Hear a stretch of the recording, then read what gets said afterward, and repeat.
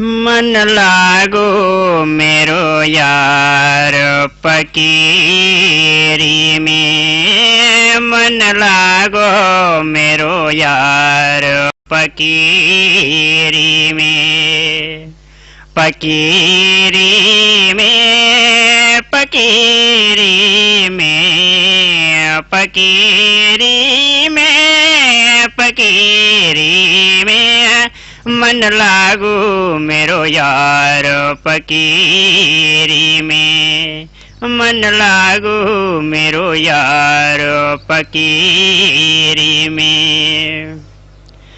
जो सुख पावो नाम भजन में, जो सुख पावो नाम भजन में, सो सुख नहीं मेरी में, सो सुख नहीं मेरी में, मन लागू मेरो यार फकीरी में, मन लागू मेरो यार फकीरी में। भला बुरा सब को सुन लीजिए, भला बुरा सब को सुन लीजिए, कर गुजराना गरीबी में, कर गुजराना गरीबी में, मन लागू मेरो यार फकीरी में, मन लागू मेरो यार फकीरी में। प्रेम नगर में रहनी हमारी, प्रेम नगर में रहनी हमारी, भली बनी आई सबूरी में, भली बनी आई सबूरी में, मन लागू मेरो यार फकीरी में, मन लागू मेरो यार फकीरी में। हाथ में कुंडी बगल में सोटा, हाथ में कुंडी बगल में सोटा, चारों दिशा जगीरी में, चारों दिशा जगीरी में, मन लागू मेरो यार फकीरी में, मन लागू मेरो यार फकीरी में। आखिर ये तन खाक मिलेगा, आखिर ये तन खाक मिलेगा, कहाँ पेरत मगरूरी में, कहाँ पेरत मगरूरी में, मन लागू मेरो यार फकीरी में, मन लागू मेरो यार फकीरी में। कहते कबीर सुनो भाई साधो, कहते कबीर सुनो भाई साधो, साहेब मिले सबूरी में, साहेब मिले सबूरी में, मन लागू मेरो यार फकीरी में, मन लागू मेरो यार फकीरी में। फकीरी में, फकीरी में, फकीरी में, फकीरी में, मन लागू मेरो यार फकीरी में, मन लागो मेरो यार फकीर।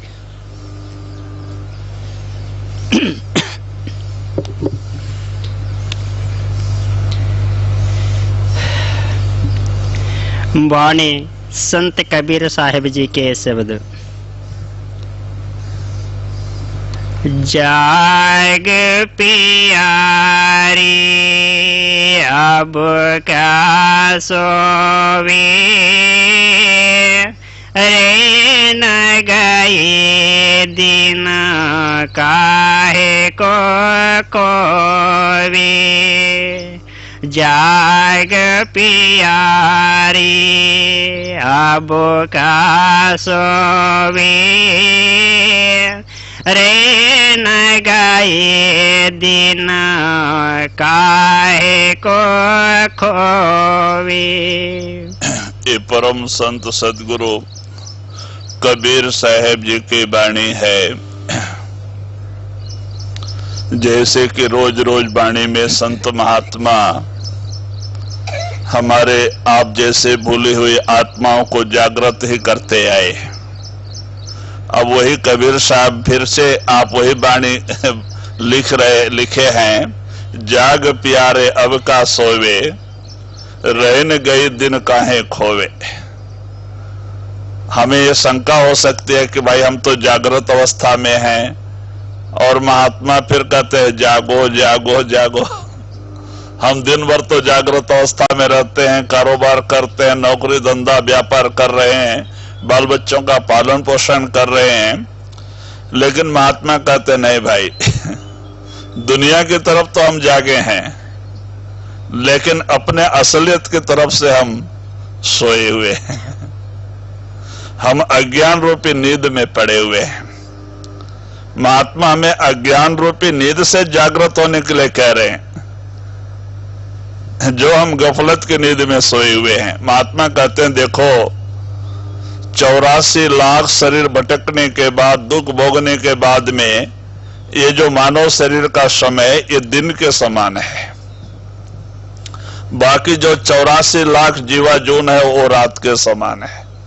क्योंकि वो विचार ताकत उसमें नहीं रहती है, आकाश तत्व ही नहीं होता है, विचार करने की उतनी शक्ति नहीं रहती है, तो वो रात के समान अज्ञान में चला जाता है। 84 लाख शरीर भटकना, जीव भटकते ही जाता है, दुख भोगते ही जाता है। अगर जागृता जो है और ये जो मानव शरीर का समय है ये दिन के समान है। इस दिन में जैसे कि हम अपने कारोबार में लग जाते हैं, नौकरी धंधा व्यापार बिजनेस और कुटुंब परिवार का पालन पोषण में लग जाते हैं, वैसे अब ये मानव शरीर मिला है जागृत होने के लिए, माने अपने काम करने के लिए। स्वामी जी महाराज ने कहा है ना, मिली नर देह या तुमको बनाओ काज कछु अपना, बच्चों मत आए इस जग में जानियो रहने का सपना। कहते भाई ये दिन का समय हुआ है, आप उठो अपने काम में लग जाओ। अभी जो है कुछ हम कर रहे हैं ये अपना काम नहीं, कुटुंब परिवार का पालन पोषण, नौकरी धंधा व्यापार बिजनेस पराया काम है, ये सब पराया काम है। अपना काम अपने आत्मा का उद्धार का काम, जिस काम के लिए जिस मकसद से परमात्मा ने हमें यह सुंदर अवसर मानव शरीर का समय दिया है। तो वही कबीर साहब कहते हैं भाई रात गई, 84 लाख दुख भोगने के बाद आपको ये समय मिला है, ये दिन के समान है। जागो और अपने काम में लग जाओ। जो गफलत के नींद में सोए हुए हो, जिस काम को अपना समझ के रात दिन उसी में रमे हुए हो, वो आपका काम नहीं, सब पराया काम है। अपना काम क्या है? अपनी आत्मा के उद्धार का काम, परमात्मा के भक्ति का काम। कहते उससे हम दूर पड़े हुए हैं, इसीलिए महात्मा बार बार जागृत करते हैं। कदवे उठो अपने काम में लग जाओ, क्योंकि ये काम आप इसी शरीर में कर सकते हैं। फिर जब आत्मा 84 में गिर जाएगी तो भक्ति नहीं कर पाएंगे। भक्ति हम इसी शरीर में कर सकते हैं, और इसीलिए महात्मा बार बार हमें जागृत करते, भाई जागो और जिस काम के लिए परमात्मा ने आपको सुंदर समय अवसर दिया है उस काम के लिए तैयार हो जाओ, उस काम में लग जाओ, नहीं तो अंत समय पश्चाताप। कहते भाई देखो, जिस दुनिया के सामान को हम अपना बनाए बैठे हैं, जाने के समय जब हमारा साथ छोड़ती है तो बड़ा दर्द होता है, बड़ा दुख होता है, और ये सर पीट के रोते रोते जाता है क्योंकि छोड़ना नहीं चाहता है। जैसे एक जुआरी जुआ में हार के पैसा और बड़ा दुखी उदास दिल से जाता है, वैसे इसकी भी अंत समय में यही हालत होती है। इतना अमूल्य समय जो परमात्मा ने अपनी भक्ति के लिए, आत्मा के उद्धार के लिए दिया था। कबीर साहब कहते ना, कहता हूं कह जाता हूं कहूं बजाए ढोल, श्वासा खाली जाता है तीन लोक का मोल। कहते भाई हमारे श्वास रूप, ये जो परमात्मा ने हमारे शरीर रूपी भंडार में श्वास भर के भेजा, एक एक श्वास तीन लोग दो तो भी नहीं मिलना है, और यह खाली चला जा रहा है। तो इसीलिए महात्मा बार बार जागृत करते हैं कि भाई एक काम जो भक्ति का है, मुक्ति का, वो हम इसी शरीर में कर सकते हैं। ये शरीर दिन के समान है, बाकी 84 लाख का शरीर रात के समान है। कहते हैं भाई रहन गई दिन काहे खोवे, रात तो चली गई अज्ञान अवस्था में, खाने पीने सोने में। अब ये दिन जागृताई का समय मानव शरीर का आया है, जागो, अपने काम में लग जाओ जी। जिन जागा तिन माणिक पाया, बोरे सब सोए गवाया। पिया तेरे चतर तुम रखनारी, कब हो न पिए की सेजे सवारी। वही कबीर साहब जी कहते भाई जिन जागा तिन माणिक पाया, तू बोरी सब सोए गवाया। कहते भाई जो लोग महात्माओं संतों का हुक्म पालन किए, माने, और अपने ख्याल को दुनिया से मोड़ के उस मालिक के भक्ति में जोड़े, उन्होंने उस नाम रूपी माणिक, कहते हैं अमूल्य धन, वो अंदर प्रकट हो गया। उसने उस परमात्मा को पाया। पाया नहीं ऐसी बात नहीं। कुछ लोग कहते हैं भाई परमात्मा से कैसे मिला जा सकता है, लेकिन महात्मा कहते नहीं भाई मिला जा सकता है। परमात्मा जरूर मिलता है, ऐसी बात नहीं है। परमात्मा जरूर दर्शन देता है। ये आत्मा परमात्मा का ही अंश है। ये सारी आत्माएं उस परमात्मा के बच्चे हैं, और ये सारी आत्माएं उस परमात्मा की गोद से आई हुई हैं। ये उस परम पिता के अंश हैं, और ये सारी आत्माओं का सच्चा घर वो परमात्मा का घर देश ही है। जब से यह आत्मा सतलोक सचखंड छोड़ के आई है, तब से यहाँ ये दुखी ही है। कहते हैं हमारे संत महात्मा तरह तरह के उदाहरण देते हैं कि हमारी क्या अवस्था हो गई इस दुनिया में आके। तो एक कहानी के रूप में बताते थे कि जैसे एक गडरिया भेड़ को लेके जंगल में जाते गया एक पहाड़ी के पास निकल गया, और उस पहाड़ी में एक गुफा थी, और उस गुफा में शेरनी रहते थे, और वो शेरनी ने बच्चा दिया था। शेर के 2 बच्चे थे, और वो दोनों शिकार के लिए बाहर गए थे। बच्चे बाहर आ गए थे, एक बच्चा बाहर आ गया था, वो गडरियों को मिल गया। तो गडरिया ने देखा छोटा बच्चा बड़ा सुंदर था। छोटा बच्चा कोई भी अच्छा लगता है, और उसको उठा के लेके आया। वो शेर का बच्चा भेड़ का दूध पिला के पाला उसको। तो वो शेर का बच्चा भेड़ का दूध पीता था, उसी भेड़ में बैठता था, उसी भेड़ में सोता था, उसी के साथ घूमता था। जैसे जैसे बड़ा होते गया अपने आप को भेड़ ही समझ लिया, क्योंकि उसी में पला था।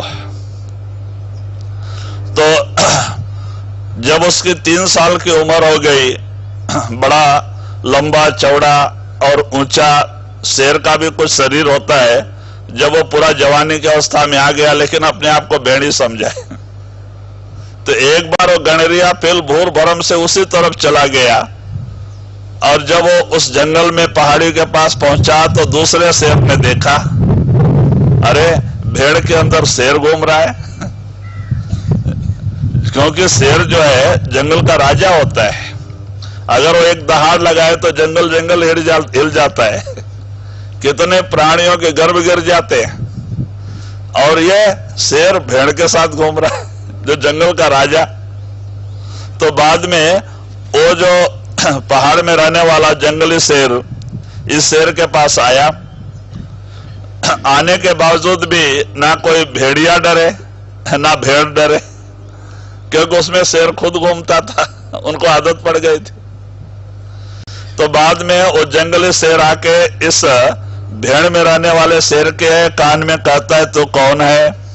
वो कहता है, मैं भेड़ हूं। अरे भाई तू भेड़ नहीं, तू शेर है। नहीं नहीं मैं भेड़ हूं। नहीं भाई तू शेर है। नहीं मैं भेड़ हूं। अच्छा इधर आ। उसको बुला के लेके गया। ले गया, उधर एक झरना स्रोत बहता था, पानी का झरना बह रहा था। तो उसमें झुक करके बोला, अच्छा देख मेरे तेरे में क्या फर्क है। दोनों झुक दिए। झुके तो देखता है दोनों का सर एक बराबर है, दोनों के बाल ऐसे बड़े बड़े हैं, दोनों का एक ही जैसा शरीर है। देख के कहता है कि कोई फर्क नहीं। अच्छा मैं गरजता हूं तो भी गरज, इसने भी गरजा वो भी गरजा, दो सिंह की दहाड़ हो गई, जंगल जंगल हिल गया। और भेड़िया भेड़ ना मालूम किधर किधर भाग के चले गए, कोई वहां टिका भी नहीं जंगल में, सब जंगल खाली हो गया। तो बाद में उस शेर को पता लगा कि भाई मैं शेर हूं, मैं भेड़ नहीं, मैं तो जंगल का राजा हूं। और जंगल के सारे प्राणी अपने अधिकार में हैं। तब जाके पता लगा। तो ऐसे ही वो संत महात्मा, वो परमात्मा, वो खुद अपने आत्मा को चिताने के लिए संत अवतार लेके आता है। क्योंकि इस काल ने तपस्या करके 70 चौकड़े युग तपस्या करके जीव भंडार मांग के लाया और ला के इस कर्म भ्रम में डाल दिया। इस शरीर रूपी पिंजरे के में डाल के कर्म भ्रम तैयार करके इसको फंसा दिया। और जीव भंडार देने के समय में सत्पुरुष ने इन जीवों से पूछा था कि तुम वहां रहने के लिए तैयार हो, जाने के लिए तैयार हो। 12 आने भाग तो आने के लिए तैयार थे, 4 आने भाग जीव आने के लिए तैयार नहीं थे उसमें। वो कहते महाराज हम सतलोक सचखंड छोड़ के जाना नहीं चाहते।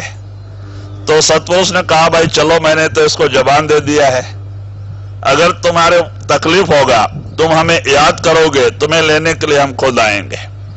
सत्पुरुष ने जबान दिया था। तो कहते हैं इसलिए जब वही 4 आने भाग जीव यहां दुखी हो गए और उस मालिक से विनती प्रार्थना करने लग गए, तो परमपिता परमात्मा सत्पुरुष खुद संत अवतार लेके दुनिया में आना ही पड़ा, अपने भूले भट के बच्चे को जागृत करने के लिए। और वो आकर के हमारे जैसा भेष बना के हमारे बीच में रह के वो जागृत करते हैं। संत कहते देखो भाई ये देश तुम्हारा देश नहीं, ये काल और माया की नगरी है, और तुम भी शरीर नहीं, ये तो किराए का मकान है, तुम आत्मा हो। ये बोलता नहीं मैं शरीर हूं। नहीं भाई तुम आत्मा हो। बोलता नहीं मैं शरीर हूं। महात्मा कहते भाई तू आत्मा। जब नहीं मानता है तो संत महात्मा में उपदेश देते हैं, सुमरन ध्यान का तरीका समझाते हैं और भजन सुमरन करा के 9 से 10वें में लेके आते हैं। यहां वो शब्द रूपी स्रोत बह रहा है अंदर में, 10वें दरवाजे में वो शब्द है, जहां जाके से अपना रूप दिखाई दे देता है। पहले हम अंदर जाते ही आत्मा का दर्शन होता है, क्यों आत्मा की बैठक दोनों आंखों के बीच में है, आत्मा नजर आती है। जब अंदर में अपने आप को देख लेता है भरोसा आ जाता है, अरे मैं तो आत्मा हूं, मैं शरीर नहीं। जब मैं आत्मा हूं तो हमारा कौन है? वो परमात्मा है। और ऑटोमेटिक इसका ख्याल दुनिया से हट जाता है, सदगुरु और उस मालिक के नाम से जुड़ जाता है। लेकिन जब तक ये अपने आप को नहीं देखता है भरोसा आता भी नहीं। तो इसीलिए संत महात्मा कहते भाई 2.5 घंटे की रोज बैठक बनाओ, 2.5-3 घंटा रोज बैठो, आप 9 दरवाजे से 10वें में आ जाओ, आप अपने आप को पहचान लो। पहले आत्मा का ही दर्शन होगा, बाद में गुरु प्रकट होएगा। और गुरु की कृपा से वो ज्योति और शब्द प्रकट हो जाएगा। तो कहते भाई इस तरह से जब ये अंदर आ जाता है, अपने आप को पहचान लेता है, शब्द की लज्जत इसे मिल जाती है, ये दुनिया छोड़ देता है, अपने आप दुनिया छोड़ जाती है, हमें छोड़ने की जरूरत नहीं। जब हम उस स्टेज से दुनिया को देखते हैं, कुटुंब परिवार धन संपत्ति माड़ी बंगला सब कचड़े का डब्बा नजर आता है।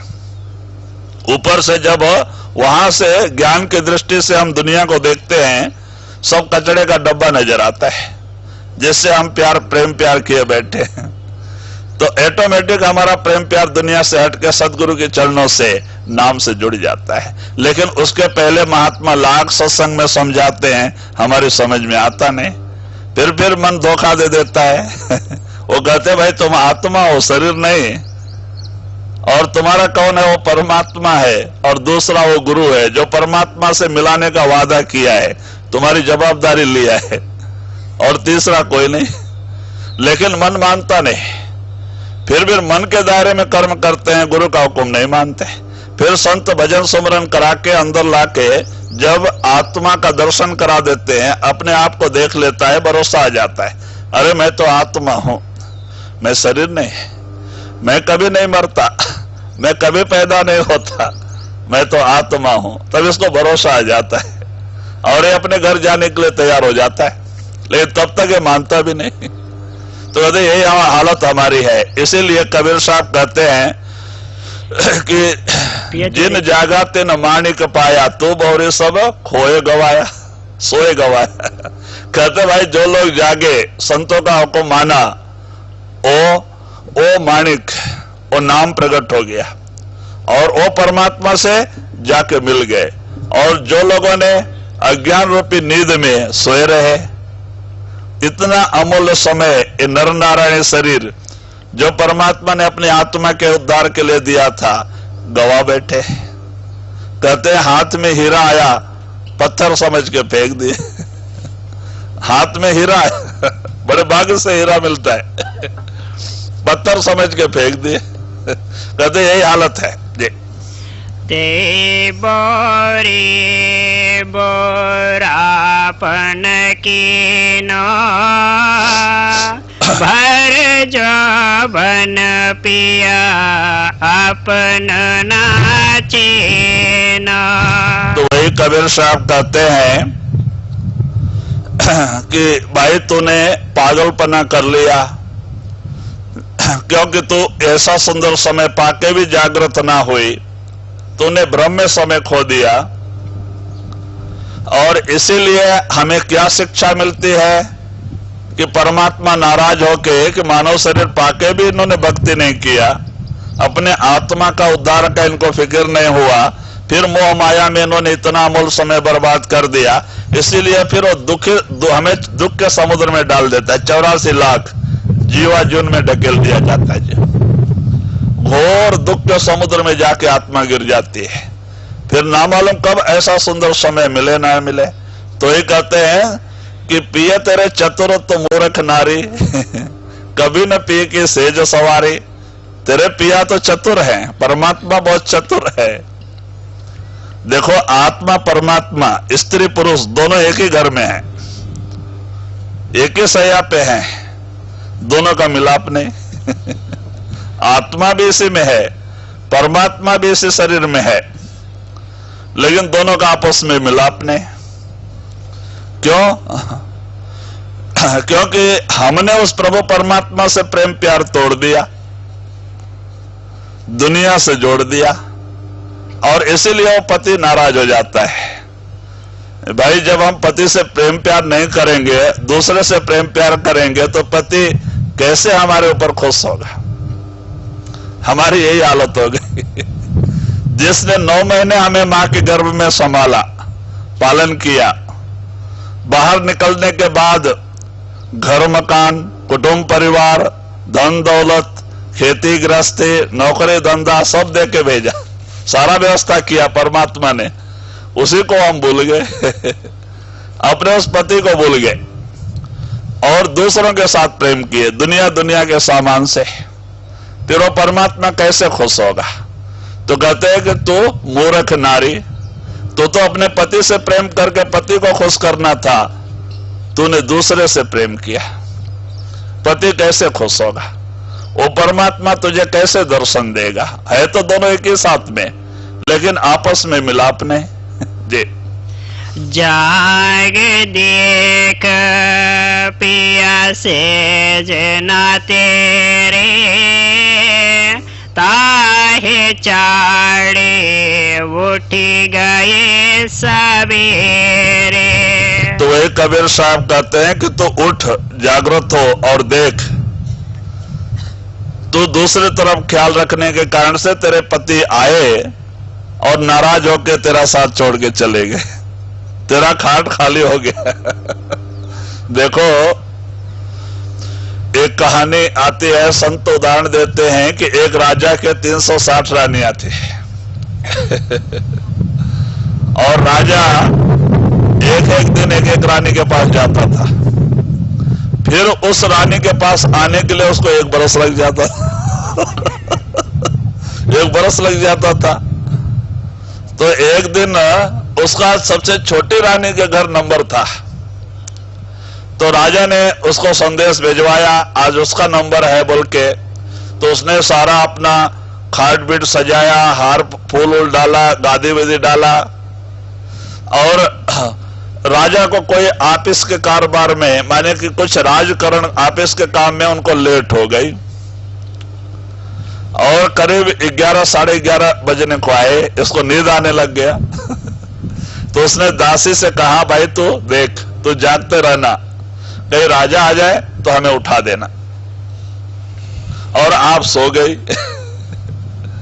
राजा 12 बजे के करीब आए, जब वहां फुर्सत मिली तो आए, और आके देखते हैं तो रानी सोई हुई है। राजा का दिल नाराज हो गया कि इसको इतनी भी तमीज नहीं, मेरे प्रति इतना भी भावना और प्रेम नहीं, मैं आया और ये सोई है। पीछे मुड़े जाने लगे। उनका गुस्सा का रूप देख के दासी भी घबरा गए, उसको रानी के पास जाने की हिम्मत ही नहीं हुई। राजा गुस्सा होकर चले गए। जब सवेरे इसका नींद टूटा, 5 बजे उठ के दौड़ के जाके दासी से पूछती है, क्या राजा आए नहीं थे? नहीं महारानी, आए थे। रात को 12 बज गए, तो तूने मुझे क्यों नहीं उठाया? महाराज बड़े गुस्से में थे, उनका रूप देख के मेरा हिम्मत नहीं हुआ आपके पास आने का उनके सामने, और इसीलिए मैं नहीं आ सकी, और चले गए।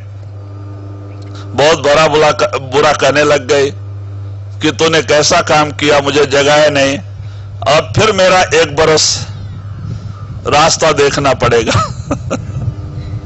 मुझे 1 बरस फिर रास्ता irgendwie पड़ेगा। और बड़ा दुखी होके और रोने धोने लग गई। तो कहते हैं, भाई यही हमारी हालत है। जब ये मानव शरीर का समय, परमात्मा से मिलाप का समय मिला, तो तुम और ये सब सोए गवाई। तो अज्ञान रूपी नींद में, मोह माया के जाल में पड़ के अज्ञान रूपी नींद में हमने उस प्रभु परमात्मा के लिए प्रेम, उससे प्रेम प्यार नहीं किया, दुनिया से किया, नींद में। और फिर क्या होता है, परमात्मा नाराज होकर चला जाता है, तुम्हारा खाट खाली। और फिर कहते हैं, फिर 84 लाख का चक्कर, 1 बरस का चक्कर, ना मालूम हो फिर ऐसा सुंदर समय मिलाप का आए या ना आए। मानव शरीर का, मानव शरीर एक परमात्मा से मिलने का मार्ग है, मुक्ति का दरवाजा है। तो कहते हैं ऐसे ही इसको खो बैठते हैं। तो वही कबीर साहब कहते हैं कि तुम्हारे जो परमात्मा आया और देखा, और वो नाराज होकर चला गया, क्योंकि उसके प्रति कोई प्रेम प्यार नहीं, उससे कोई लगाव नहीं, वो नाराज होकर चला गया। जी। जाग देख पिया से जना तेरे, ताहे चाड़े उठी गए सवेरे। कहे कबीर सोए धन जागे, शबद बान रे अंतरे लागे। तो वही आप कबीर साहब कहते हैं कि वही लोग जागृताई अवस्था में आ गए जिनके अंदर वो शब्द नाम प्रकट हो गया। कहते वो जागृत में आ गए, वो जागृत हो गए हैं, उनको जरूर वो पति रूपी परमात्मा मिलेगा।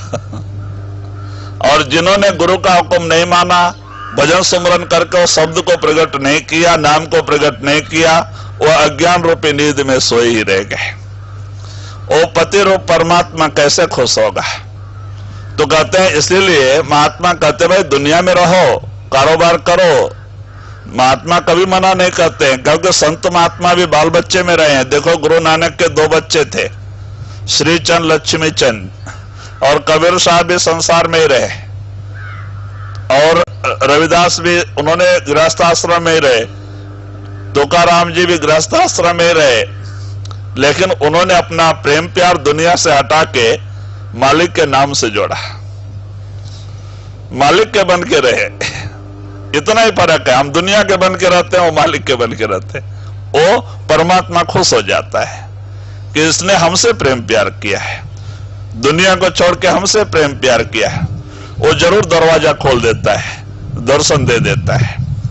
तो इसीलिए महात्मा कहते भाई तुम भी बाल बच्चे में रहो, ये तो तुम्हारा लेन देन का हिसाब किताब है पिछले जन्मों का। ड्यूटी बजाओ, लेकिन दुनिया का बन के नहीं, नाम का बन के, गुरु का बन के बजाओ।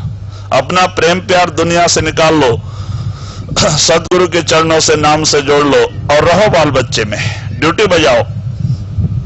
आप यहां भी सुखी, मरने के बाद, मरने के समय वही गुरु और नाम आएगा, ऊपर के मंडल में ले जाएगा, फिर मृतलोक में नहीं भेजेगा, ऊपर के मंडलों में वासा देगा, वहां भी सुखी। यह लोक और परलोक दोनों सुख मिल जाएगा। और नहीं, हम परमात्मा को छोड़ के दुनिया से प्रेम प्यार करेंगे, दोनों चला जाएगा। क्या कहते हैं भाई, पहले ही परमात्मा को राजीनामा दे दिए, भक्ति को राजीनामा दे दिए, दुनिया को अच्छी तरह से पकड़ लिया, और ये दुनिया झूठी है, अंत समय में धोखा दे देती है, हमारा साथ छोड़ देती है, और उस समय बड़ा दर्द होता है। इंसान जब संसार इसका साथ छोड़ने लग जाता है मरने के समय, इसको बड़ा दर्द होता है। तो कहते हैं उस समय भी पश्चाताप करके जाता है, परमात्मा का भक्ति नहीं किया, वो भी गया, दुनिया से प्रेम प्यार किया, इसने भी इसको धोखा दे दिया। तो ये किसी तरफ का नहीं होता है जी। गफलत के मारे जाग जाग उठे जाग रे, और तेरे कोई काम न आवे, गुरु चरणन उठे लागो रे। वही कबीर साहब जी फिर कहते हैं, क्या सोए गफलत के मारे, जाग जाग उठ जाग रे। फिर कहते भाई गफलत की नींद में क्यों सोए, बोल भरम की नींद में क्यों सोए हुए हो, जागो जागो जागो, अपने काम में लग जाओ। जिस काम के लिए परमात्मा ने आपको ऐसा सुंदर समय दिया है, उस काम में लग जाओ। देखो निजामुद्दीन औलिया बड़े कमाई वाले महात्मा हुए दिल्ली में, निजामुद्दीन औलिया महात्मा थे। एक बार किसी ब्राह्मण के लड़के की शादी पड़ी, और वो बहुत गरीब ब्राह्मण, जिसके पास ना खेती, ना गृहस्थी, ना नौकरी, ना धंधा, खाली पूजा पाठ करके जीवन यापन करने वाला लड़के की शादी पड़ गई। तो जिसके पास कुछ भी ना हो, उसको कोई कर्जा भी नहीं देता है, ब्याज पे पैसा भी नहीं मिलता है, कोई ना कोई आधार देख के ही लोग पैसा देते। तो इसने बहुत कोशिश किया इधर उधर मांगने का, किसी ने मदद नहीं किया। तो बाद में किसी ने उसको संदेश दिया, तुम निजामुद्दीन औलिया के पास जाओ, वो महात्मा है और तुम्हारी मदद करेंगे। उनकी बात सुन के और वो निजामुद्दीन औलिया के पास दिल्ली में चला गया, समीप 2-4 किलोमीटर का दूरी था, चला गया और जाके महाराज के चरणों में विनती किया कि महाराज ऐसी ऐसी बात है, आप महात्मा हो, फकीर हो, मैं गरीब ब्राह्मण हूं, मेरी लड़की की शादी है, बहुत कोशिश किया, कहीं से पैसा मिला नहीं, आप दया करो कुछ मदद दे दो, लड़की की शादी हो जाए। अब फकीर के पास धन कहां से आवे? वो हमेशा मालिक की इबादत में बैठे थे। तो औलिया कहते हैं भाई ठीक है, मैं भी तो तुम्हारे जैसा गरीब हूं, अगर कोई भगत कुछ लेके आता है उसी में जीवन हमारे कुछ भोजन करके भजन करता हूं, तो आप भी बैठो रहो हमारे साथ, आप आए हो, आपको खाली हाथ भेजना अच्छा नहीं है, आप 2-4 दिन रहो, और जो भी कुछ भगत लोग कुछ सामान लेके आएंगे, कुछ दक्षिणा देंगे, हम आपको दे के भेज देंगे। वो ब्राह्मण आस लगा के 4 दिन रहा, दैव संजोग से कोई भी आया नहीं। जबकि कोई भी आया नहीं, दोनों को भोजन चलना भी बड़ा मुश्किल था। तो बाद में 4थे दिन ब्राह्मण कहता है महाराज मैं लड़के की शादी निश्चय करके यहां बैठूंगा, मेरा काम कैसे चलेगा? 4 दिन और भी 2 ही दिन बाकी है, आप दया करो, मुझे हुक्म दो, मैं जाता हूं, मेरा प्रारब्ध ऐसा है, खोटा है। जबकि 4 दिन हो गए, कोई आया नहीं, कुछ लेके आया नहीं, कुछ दिया नहीं, मेरा प्रारब्ध ऐसा है, मैं जाता हूं महाराज। महाराज ने सोचा क्या करना, खाली हाथ भेजना भी अच्छा नहीं, तो कहते भाई क्या करना, मेरे पास तो कुछ है नहीं, अच्छा मेरा बूट ले जा। बूट लेके जा, कहीं रास्ते में इसको बेच के नाश्ता तो करके जा। अब बेचारा करे क्या, प्रारब्ध तकदीर ही ऐसी है।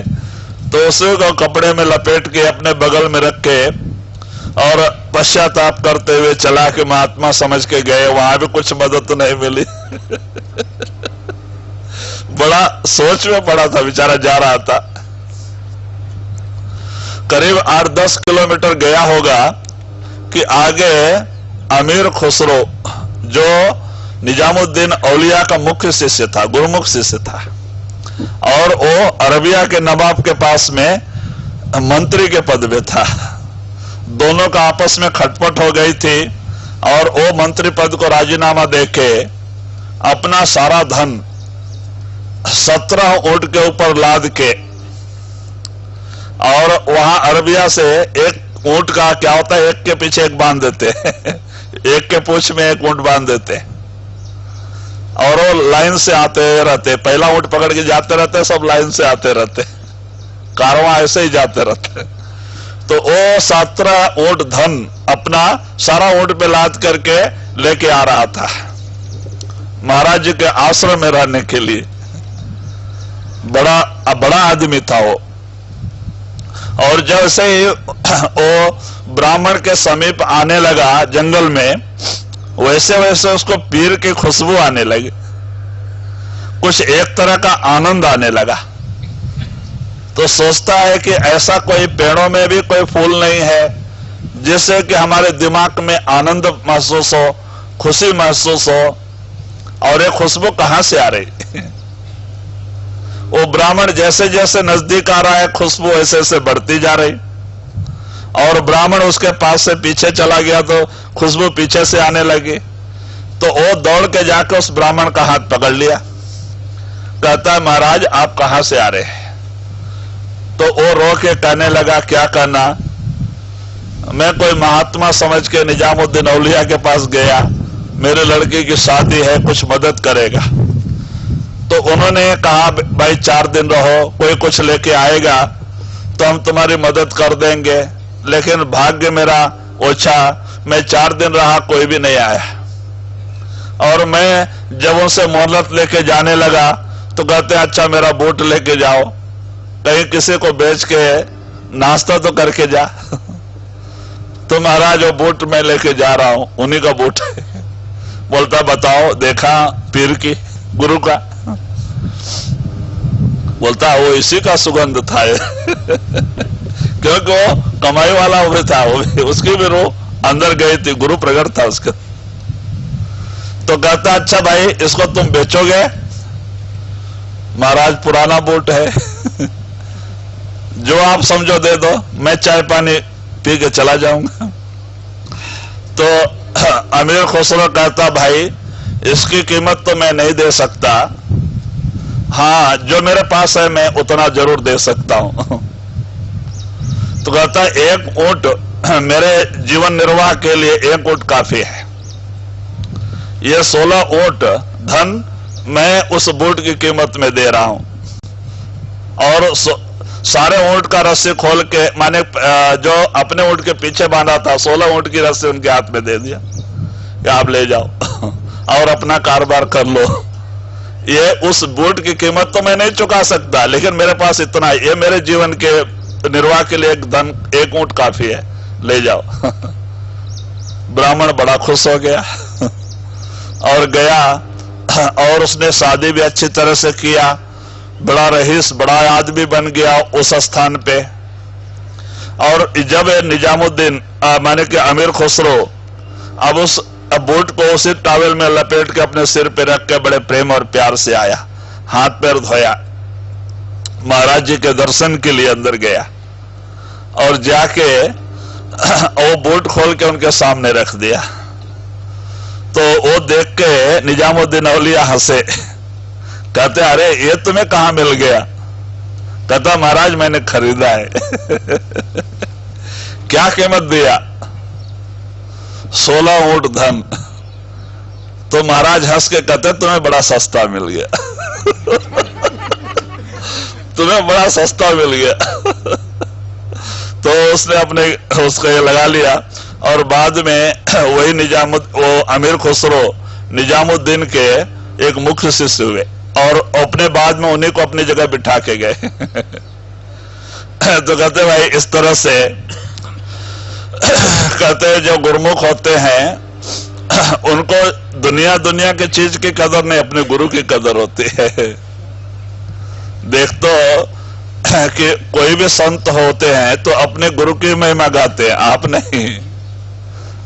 महाराज अजय सिंह जी भी हालांकि वो महान थे,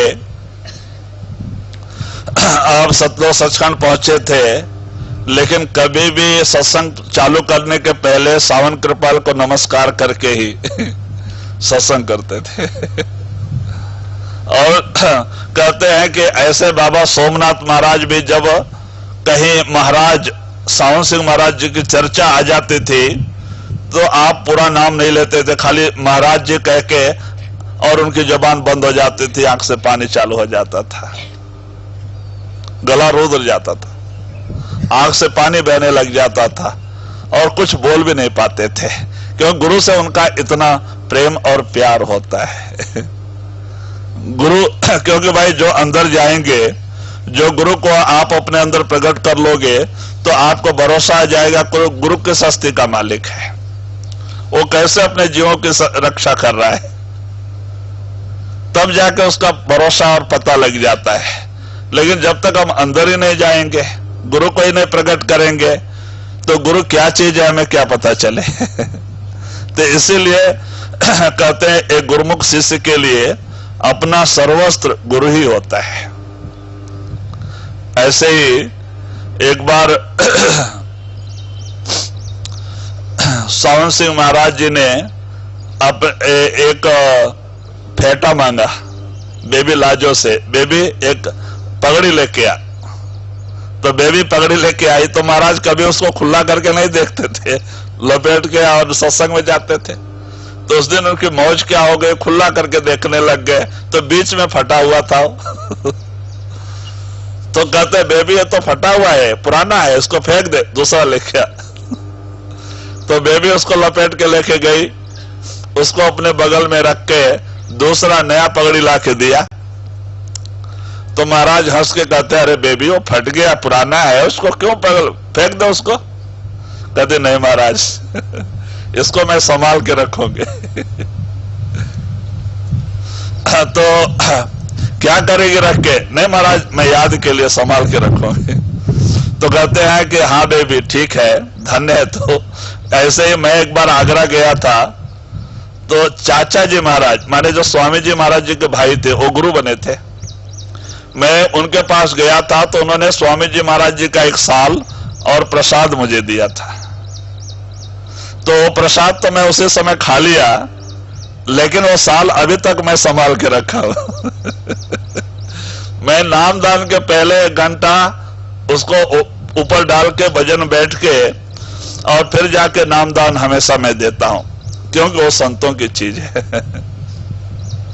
तो कहते भाई, इस तरह से हमने देखा हमारे आश्रम में जब बाबा सोमनाथ महाराज चोला छोड़ गए तो 6 महीने के बाद में बाबा जी के एक रूम में उनके पुराने चप्पल सब भरे पड़े थे नीचे, जहां कार खड़ी होती थी। तो वो कोने वाला रूम में सब चप्पल और उनकी लकड़ी छतरी पुराने थे।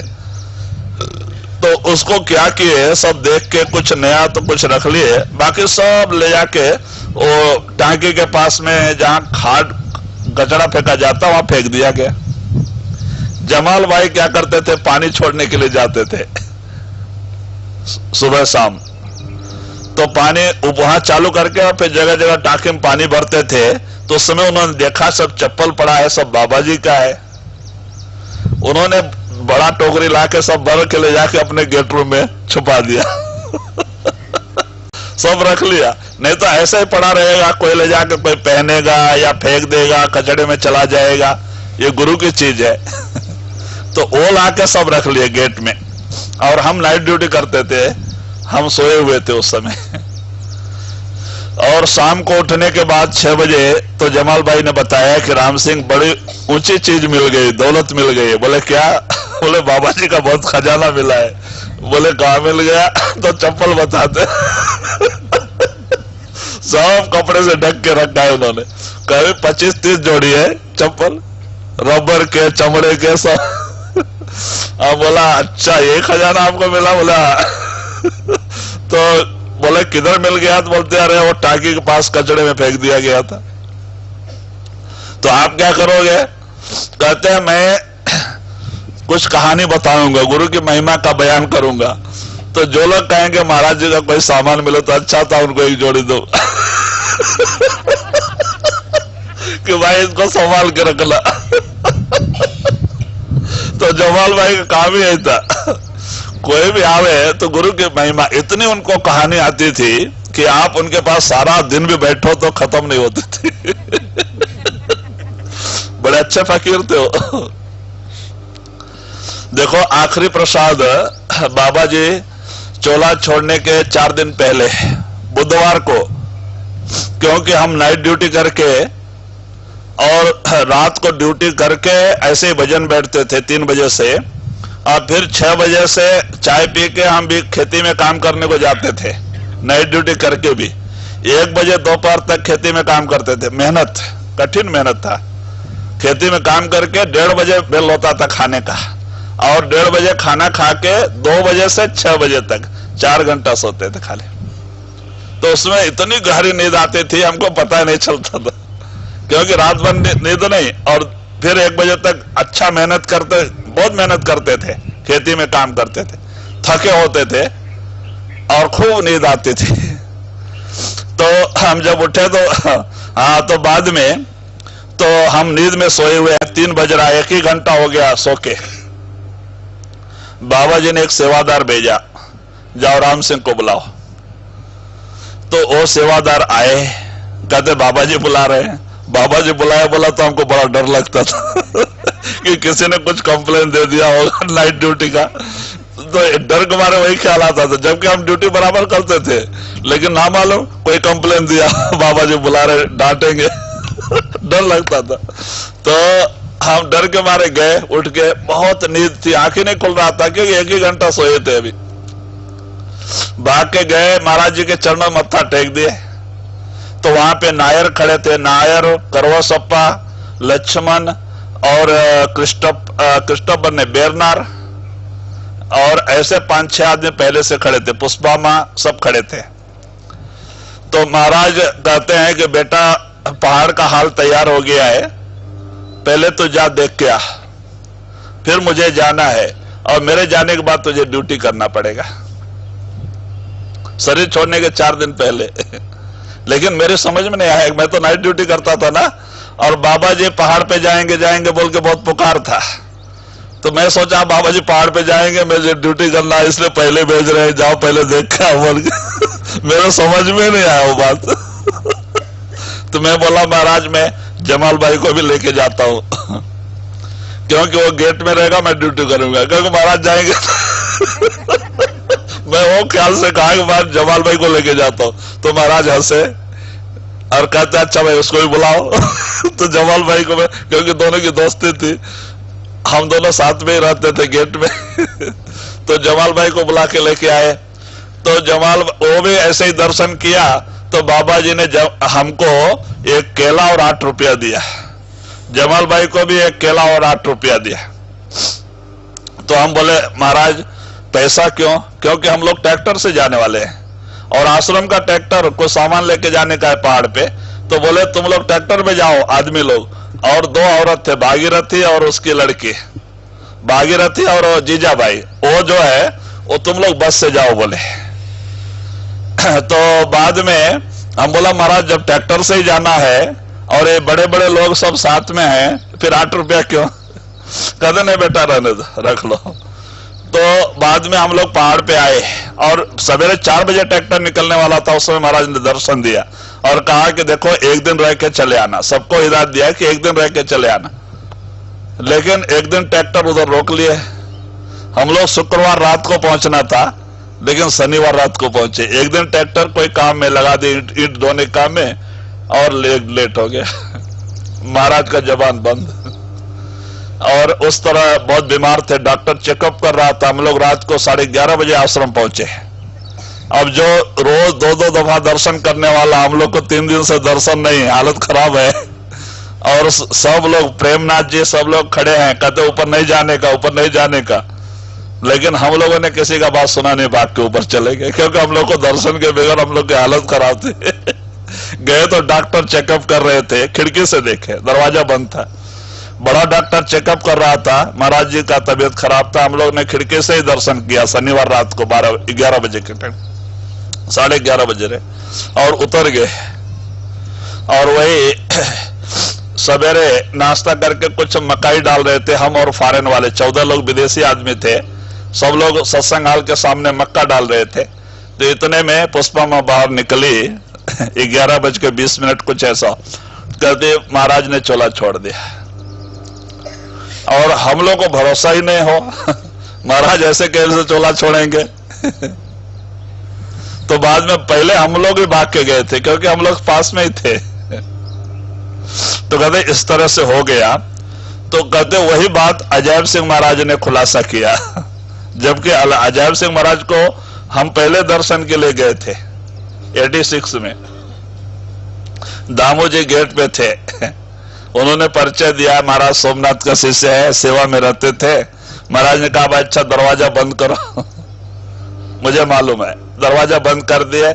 मैं चरण में मत्था टेक दिया। महाराज जी सेम जैसे सोमनाथ महाराज में आश्रम में गया तो चरण दर्शन दिए थे, अजैब सिंह महाराज ने सेम वैसा ही मुझे दर्शन दिया। मैंने उनके चरणों में मत्था टेक दिया और बैठ गया। तो और मेरे दिल में जो बात है वो कहने लग गए, बेटा तो बनारस जाने का ख्याल छोड़ दे। और मैं कर्नाटक आंध्रा से उब गया था, मैं बनारस जाने का ख्याल पक्का करके ही आया था। और बाबा जी कहते हैं बेटा तू बनारस जाने का ख्याल छोड़ दे, तुझे आंध्रा में रहना है। बाबा जी ने भी जाने के 4 दिन पहले वही इशारा दिया था पहाड़ का। ये महाराज भी कह रहे तुम्हें आंध्रा में रहना है। बाबा सोमनाथ महाराज ने जो पेड़ लगाया उसे पानी देना है, वो तेरी ड्यूटी है। मैं बाबा सोमनाथ महाराज के हुक्म से कह रहा हूं और तेरी ड्यूटी है। मैं रोने लग गया कि महाराज मुझे तो सत्संग क्या चीज है पता ही नहीं, मैं तो खाली 3 साल बाबा जी की शरण में रहा। सत्संग करना क्या मुझे कैसे पता, मैं तो सत्संग करना भी नहीं आता है। और आप कहते हैं आंध्रा में रहो, आंध्रा की भाषा भी नहीं आती थी, कन्नड़ा तो आधा बाधा आता था, बेंगलुरु की भाषा, लेकिन तेलुगु पूरा नहीं आता था।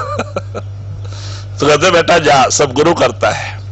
मैं बाबा सोमनाथ महाराज जी के हुक्म से कह रहा हूं, उन्होंने ये ड्यूटी मुझे लगाई अपने संगत की देखरेख का, उनके संगत के देखरेख की ड्यूटी मुझे लगाई है। और मुंबई का प्रोग्राम मैं उनके संगत के लिए कर रहा हूं, उन्होंने पूरा खुलासा किया था। और ऐसा बोल के और उन्होंने 1.25 घंटा तक सब बताया। मैं रोते रहा, बाबा जी कहते रहे, क्योंकि मेरा अब लौट के आने का दिल नहीं था, लेकिन डर गया। और फिर उनका हुक्म मानना ही पड़ा। फिर उनका हुक्म लेके लास्ट में हम फिर आंध्रा की तरफ आना पड़ा। और आके फिर सोचने लग गए, जब मरने दम तक आंध्रा में रहना है, गुरु का हुक्म हो गया, और हुक्म अदुली करेंगे फिर सुख नहीं मिलेगा। जब मरने दम तक आंध्रा में रहना है तो कोई ना कोई व्यवस्था होनी चाहिए अपने पेट के लिए, आने जाने वाले चाय काफी के लिए। तो एक जगह 5 एकड़ जमीन देखने लग गए। देखो गुरु की मौज में सब कुछ, कहते देखो ऑटोमेटिक सब कुछ हो गया। 10 एकड़ जमीन भी मिल गया, हमारे पास एक लाल पाई नहीं, आश्रम का कपड़ा, आश्रम का खाना, मेरे पास एक पैसा नहीं। बंबई भोला अभी है, इनके भाई आ गए, बाबा जी ने भेज दिया। उन्होंने 27 हजार रुपया हमारे लिए खर्चा किया, जमीन के लिए, पत्थर के लिए। खर्चा होने के बाद, सब कुछ करने के बाद उनका भी ख्याल बदल गया, वो भी चले गए। तो मैंने कहा जाओ, आपको 5 साल में धीरे धीरे कर्जा चुका देंगे। और फिर 5 साल में वो जमीन से जैसे जैसे पैदावार होते गए 5-5 हजार रुपया चुकाते गए और उनका पूरा पैसा दे दिए। तो इस तरह से बाबा जी किस उपाय से वो व्यवस्था किए, सोच के बड़ा हृदय होता है। आज वही जगह है, रोजाना 60-70 लोग का खाना चलता है और अपना भी खर्चे का पूरा खर्चा निकल जाता है। हालांकि और जो सोचते हैं वो मालिक आज भी दे रहा है। तो कहते भाई हुक्म में सब कुछ है। हालांकि हम उसके लायक नहीं थे, हम तो कोई महात्मा नहीं है ना, आज हम कोई संत महात्मा है, हम तो उनके कारकुन है। उनके कहने के अनुसार हम एक ड्यूटी बजा रहे हैं और वो ड्यूटी हमने वही बजा रहा है, वो वही हमारे अंदर बैठ को काम कर रहा है। लेकिन हमारे पास उतनी ना बुद्धि है, ना कोई ज्ञान है, ना कोई भजन सुमरन का ताकत है। तो ये वो गुरु पावर ही काम कर रहे हैं। तो वो जैसा जैसा हुक्म कर रहे हैं वैसा वैसा करना पड़ रहा है। लेकिन मैं तो कोई काम का आदमी नहीं, मैं तो उनका सेवक ही हूं। मैं कोई संत महात्मा नहीं। मेरे बदौलत, मेरे रूप में काम वो कर रहे हैं, मेरे रूप में ही दर्शन वो दे रहे हैं। लेकिन मैं तो जीरो का जीरो, मैं हीरो नहीं, जीरो। मैंने कोई भजन सुमरन किया, ना कभी साधन अभ्यास, और ना कभी कोई उतना दिन संतों के शरण में बिताया। खाली 3 साल सोमनाथ महाराज जी के पास रहे, अजय सिंह महाराज जी के पास 10 साल जरूर उनका दर्शन पर्शन मिला, लेकिन बरस में 1 दफा मिलता था बंबई के प्रोग्राम में। लेकिन वो उस समय बाबा जी की दया से ही वो सारा कारोबार हुआ। अजय हर बरस में बाबा जी हमें पैसा देते थे, अजय सिंह महाराज। जो संगत सेवा देती थी बाल्टी में डाल देते थे। लास्ट में बाबा जी अपने कमरे में अकेले बुलाते थे, सारा प्रोग्राम खत्म होने के बाद में कहते थे बैठ जा, और सारा बाल्टी का पैसा वो लेड़ देते थे। 3 बाल्टी पैसा सब नीचे डाल देते थे। कल थप्पी लगा, बाबा जी के सामने बैठने मुझे डर लगता था। अजय सिंह महाराज जी के सामने तो मैं 10-10, 20-20 का तप्पी लगाता, महाराज 500-500, 100-100 का तप्पी लगा के और सब प्लास्टिक पेपर में भर के कहते थे किसी को बताना नहीं, ले जा संगत के सेवा में खर्च कर दे। तो इस तरह से वो आश्रम बन गया। तो कहते भाई इसीलिए हमें कुछ नहीं करना है, करता धरता वो है, हमें तो उसका हुक्म पालन करना है। वो क्या कहता भाई 2.5 घंटा नामदान के समय क्या कहते हैं संत, 2.5 घंटा, ज्यादा नहीं कहा है। 24 घंटे में 2.5 घंटा कोई ज्यादा नहीं है। लेकिन वही कबीर साहब कहते हैं कि हम ऐसे गफलत की नींद में पड़े हैं कि झूठे के पीछे सारा रात दिन अपना इतना अमूल्य समय बर्बाद कर रहे हैं। जो झूठ है नाशवान है, और जो सच है जिससे सच्चा सुख और शांति मिलेगा, आत्मा मुक्त हो जाएगा, उसके लिए 2.5 घंटा देने को तैयार नहीं। विचार इसी को कहते हैं, क्या सोवे गफलत के माही, जाग जाग उठ जाग रे और तेरे कोई काम ना आवे। कहते भाई और तेरे कोई काम ना आवे, गुरु चरणन उठ लाग रे। कहते भाई जिसको तू अपना बनाए, रात दिन उसी की चिंता फिक्र से जुड़ा है, वो तेरे नहीं है। अगर तेरे ही होते तो तेरे साथ आए होते, जाने के समय तेरे साथ जाते। जब तेरे साथ आने नहीं आया, कोई जाएगा भी नहीं, तो तेरा कैसे है? 4 दिन के लिए तुमने बनाया है लेकिन है नहीं। तो महात्मा कहते हैं उठ गुरु के संग लाग रहे, जो तुम्हारा है उसके चरणों से प्रेम प्यार कर लो। देखो तुम गुरु के बन जाओ, गुरु तुम्हारा बन जाता है। और कैसे उसके दया का हाथ तुम्हारे सिर पे आ जाता है। तुम जो चाहो वो करके देता है, जो मांगो वो देता है। गुरु समान नहीं दाता जग में, गुरु समान नहीं दाता। क्योंकि उसका अनुभव हमें कब हुआ? जब हमने गुरु का हुक्म माना। वहां बाबा सोमनाथ महाराज जी का और या इनका अजय सिंह महाराज जी का हमने खाली हुक्म माना। हालांकि हम तो पापी नीच मलिन आत्मा, खाली हुक्म माना, लेकिन उन्होंने सब तरह से मुझे निहाल कर दिया। परमारथ से, कहते दुनिया के सामान से, सब कुछ से निहाल कर दिया। तो कहते गुरु कुल मालिक का, गुरु देता नहीं ऐसी बात नहीं, लेकिन हमें गुरु का बनना पड़ता है। हम दुनिया का बन के गुरु का कृपा चाहे तो कैसे मिलेगी? गुरु का बनना पड़ता है। तो इसीलिए कहते हैं भाई वही आप इशारा देते हैं, और तेरे कोई काम ना आवे, गुरु चरणन उठ लाग रे जी। उत्तम चोला बना अमोला, लागत दाग पर दाग रे। 2 दिन का गुजरान जगत में, जरत मोह की आग रे। वही कबीर साहब जी कहते हैं कि उत्तम चोला बना अमोला, लगत दाग पे दाग रे। 2 दिन का गुजरान जगत में, जरत मोह की आग, जरत मोह की आग रे। कहते भाई ये जो उत्तम चोला मानव शरीर का समय परमात्मा ने अपनी भक्ति के लिए दिया था। हम इस पे कहते हैं कर्मों की दाग चढ़ा रहे। दाग पे दाग लगे तो कुछ पता नहीं चलता है। आप भक्ति करके देखो, किसी का जूठा पानी भी पी लोगे तो बीमार पड़ जाओगे।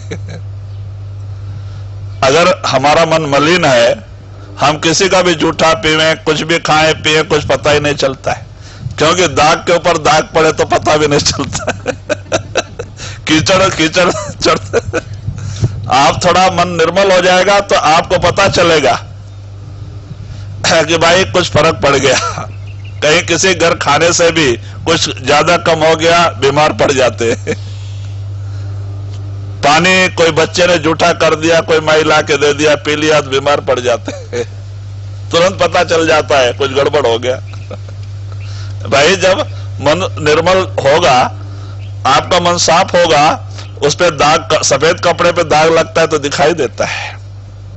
तो सब लोग सफेद कपड़े की तरफ नहीं देखते, दाग की तरफ देखते। और जब पहले दाग लगा हुआ, दाग के ऊपर दाग पड़े तो क्या पता चले।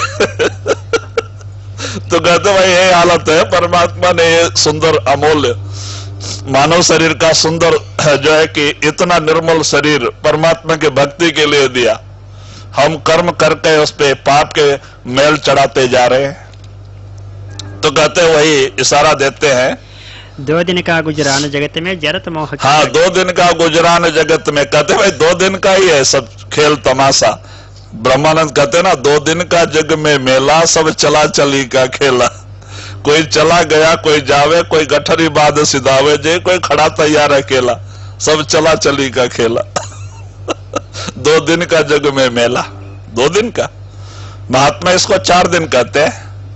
4 दिन कौन सा? बाल अवस्था, किशोर अवस्था, जवानी, बुढ़ापा, 4 दिन। कैसे देखते देखते देखो, हम जवान थे, बच्चे थे, खेल रहे थे।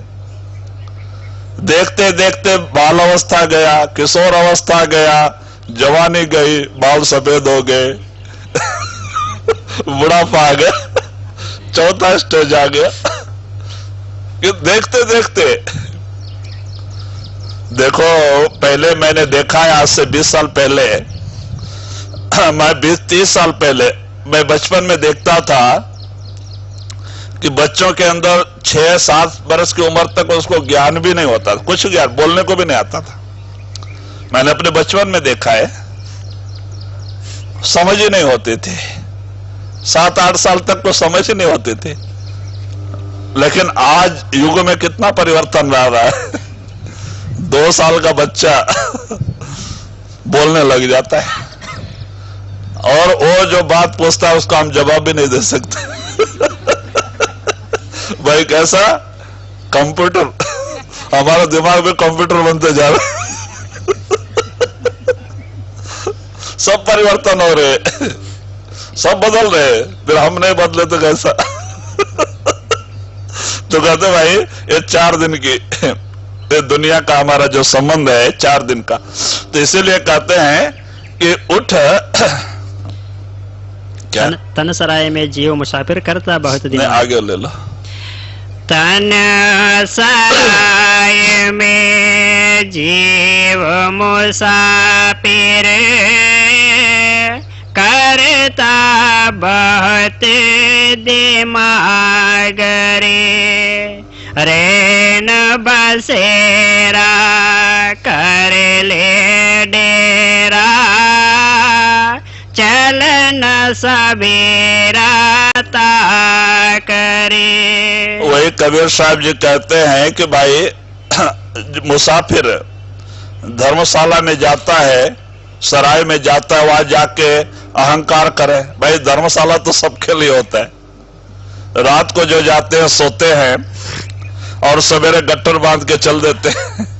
किसी की गाड़ी 4 बजे की होती है, किसी की 6 बजे की होती है, किसी का जब होता है गट्ठर बांध के चलते जाते। अब वहां जाके धर्मशाला में हम अहंकार करें, लड़ाई झगड़ा करें, अहंकार करें, तो क्या कहते भाई। इसी तरह से जो शरीर रूपी धर्मशाला है, इसमें जीव रूपी मुसाफिर आया है 4 दिन के लिए, और आके इसमें अहंकार करता है, मैं मेरे में पड़ गया, मेरा मेरा मेरा मेरा अहंकार करने लग गया है। तो 4 दिन का मुसाफिर धर्मशाले में आया हुआ है और अहंकार करता है। तो कहते उससे बड़ा ज्ञान क्या। कहते वहां तो जाके सोना है, सवेरे उठ के जाना है। धर्मशाला राजा महाराजा और बड़े बड़े धनी कुटुंब वालों ने बनवाए होते हैं लोगों के लिए, सुविधा के लिए, वो किसी का नहीं होता है। ऐसे ये जो शरीर रूपी धर्मशाला है, ये आत्मा रूपी मुसाफिर 4 दिन के लिए आया और आके इसमें अहंकार करता है, मैं मेरे में फंस जाता है और हमेशा के लिए दुखी बन जाता है।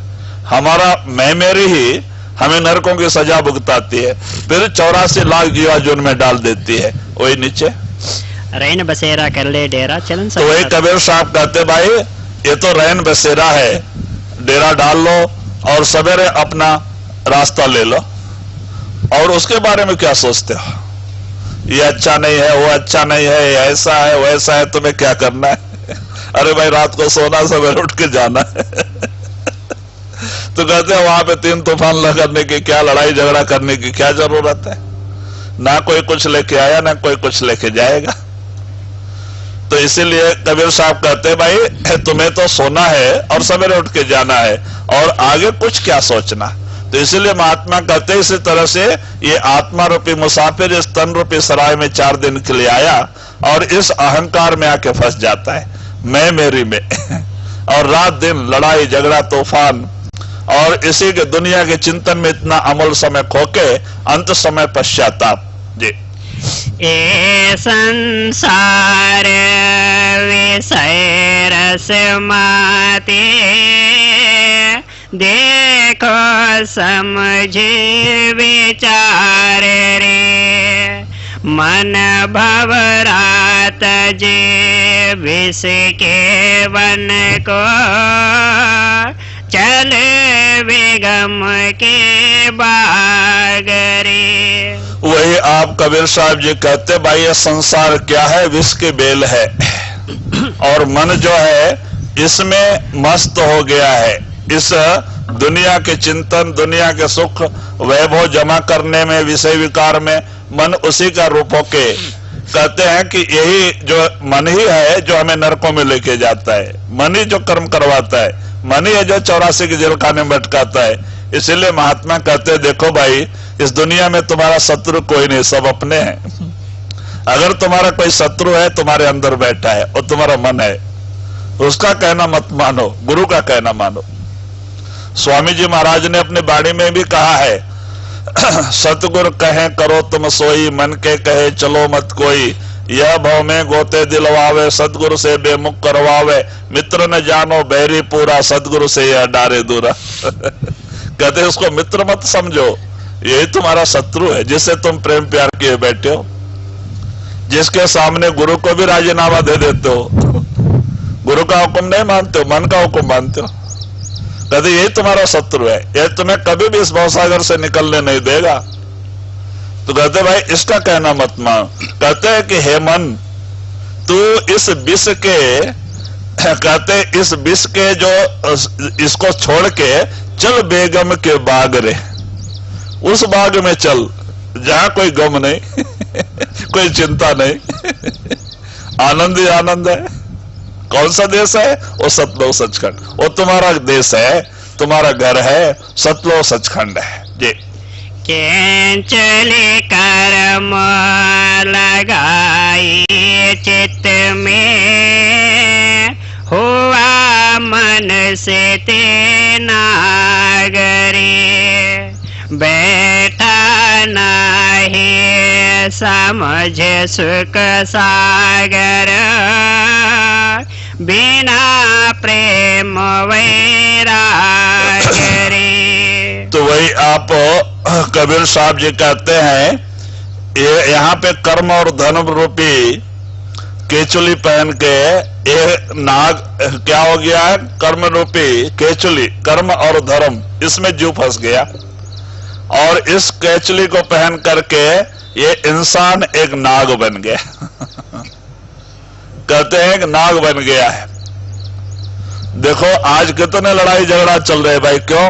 इंसान इंसान का खून कर रहा है, जबकि सब एक भाई भाई है, एक ही। कहते एक नूर से सब जग उपजा, कौन भला को मंदा।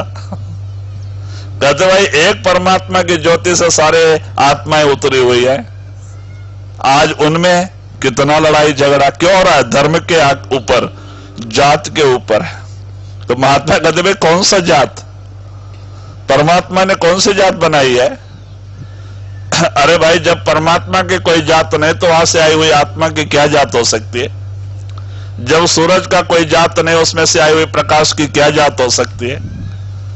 जब समुद्र की कोई जात नहीं, उसमें से आई हुई बरसात की क्या जात हो सकती है? कहते भाई ये जात पात हम लोगों ने बनाया। आज से 600 साल पीछे कोई सिख नहीं, गुरु नानक आए, जाने के बाद एक सिख मत तैयार हो गया। आज से 1600 साल पीछे कोई मुस्लिम्स नहीं, मोहम्मद साहब आए बीच में, मुस्लिम धर्म तैयार हो गया।